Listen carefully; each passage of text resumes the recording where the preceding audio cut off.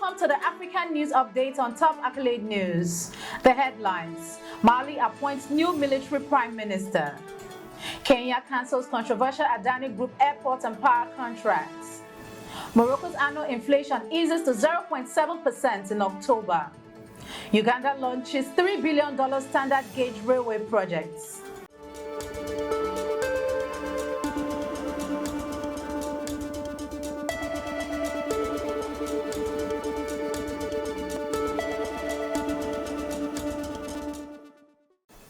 In politics, Mali appoints new military prime minister.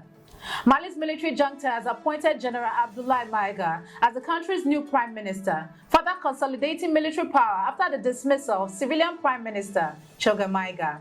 The change comes a day after Choguel Maïga criticized the junta for delaying the 2024 presidential election, prompting his removal by the military leader. General Abdoulaye Maïga, who has held several key roles under the junta, is known for his strong loyalty to the military leader and his outspoken opposition to international critics. His appointment signals an increased military grip on the government as Mali prepares for potential elections. Critics warn that this move further suppresses dissent and narrows the space for political opposition in the country. Shifting focus to economy, Kenya cancels controversial Adani Group airport and power contracts. Kenyan President William Ruto has announced the cancellation of two significant contracts with India's Adani Group, following new revelations from investigative agencies. The $2 billion deal to upgrade Jomo Kenyatta International Airport, which would have granted Adani a 30-year lease, and a $736 million contract for power transmission lines are now nullified. Ruto cited integrity concerns and new information, and his decision was met with applause in Parliament. The contract has faced intense scrutiny over transparency issues, with critics questioning their value for money.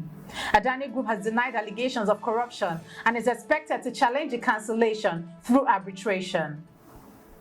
Still in economy, Morocco's annual inflation eases to 0.7% in October. Morocco's annual inflation rate is slightly to 0.7% in October, down from 0.8% in September, according to the country's statistics agency. The slowdown was primarily driven by food prices, which saw a modest increase of 0.5% compared to the previous year.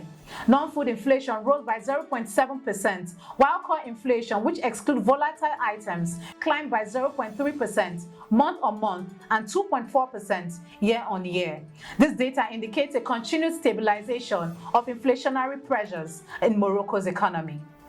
Moving to infrastructure, Uganda launches $3 billion standard gauge railway projects. Uganda's President Yoweri Museveni has officially launched the construction of the Standard Gauge Railway, a key infrastructure project expected to revolutionize transport and trade.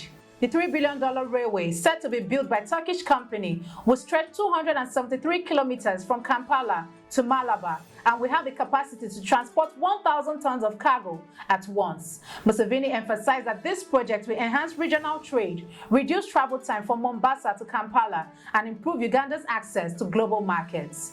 The Turkish ambassador to Uganda pledged continued support for Uganda's development, highlighting the railway's potential to unlock economic growth and job creation.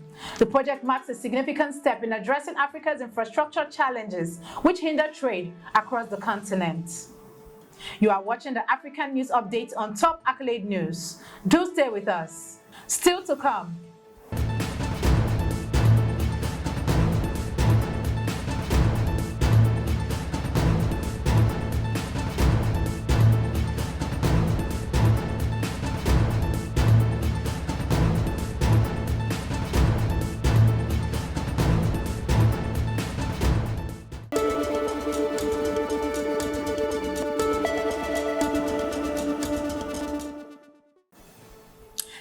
Staying with us. In energy, Zimbabwe faces energy crisis.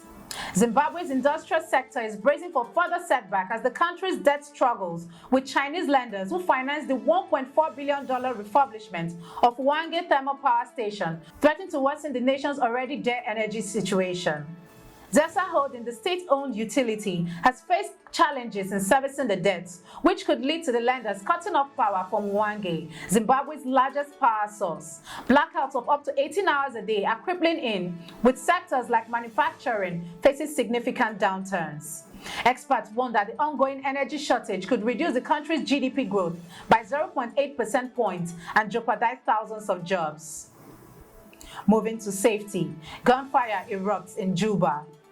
Gunfire erupted in South Sudan's capital, Juba, around 7 p.m. local time and continued sporadically for over an hour, prompting the United Nations safety alert. The shooting is reportedly linked to the recent dismissal of former head of National Security Service by President Salva Kiir. Despite reports of unrest, Army spokesperson stated that he has not been arrested and remained at home. The firing comes amid growing tensions within the government, where Kiir's dismissal of the former head of the National Security Service is seen as part of a broader power struggle. This incident follows months of political uncertainty after Kiir's government postponed December election for the second time.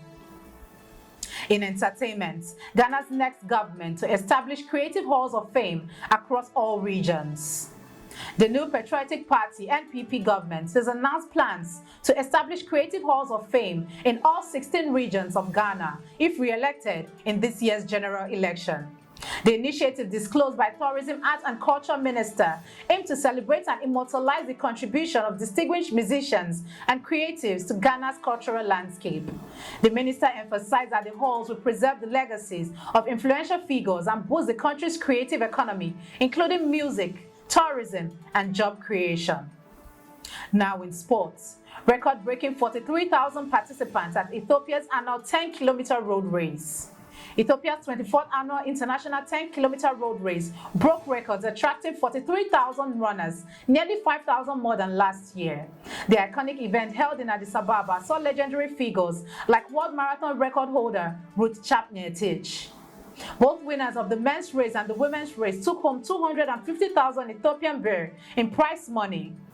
The race, now awarded World Athletics label status, continues to showcase Ethiopia's dominance in distance running. That concludes our African news update for today. Stay tuned for more African news and developments.